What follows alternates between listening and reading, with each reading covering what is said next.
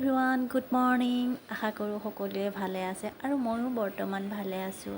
আৰু আজি যিহেতুকে ফ্ৰেণ্ড শাওনৰ দ্বিতীয়টো সোমবাৰ, সেয়ে মা আৰু মই মন্দিৰ যাবৰ কাৰণে ওলালোঁ আৰু সেইকাৰণে বেলপাত ছিঙিলোঁ আৰু ছিঙি মেলি এতিয়া আৰু লাহেকৈ যাওঁ আৰু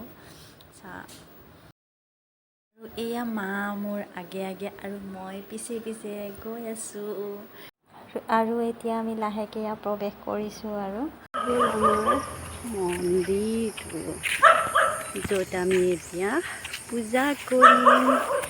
আৰু আজি যিহেতুকে শাওনৰ দ্বিতীয়টো সোমবাৰ,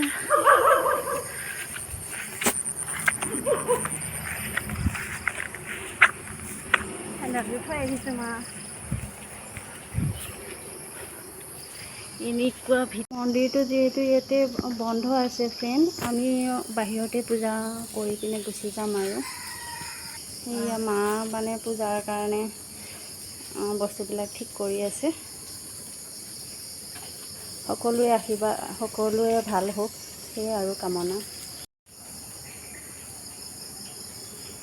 আৰু মন্দিৰটোৰ একেবাৰে লগতে আছে এখন স্কুল, য'ত নেকি মই ইয়াতে পঢ়ি শুনি ডাঙৰ দীঘল হৈছিলোঁ। খেল ধেমালি ইয়াতে কৰিছিলোঁ ফ্ৰেণ্ড।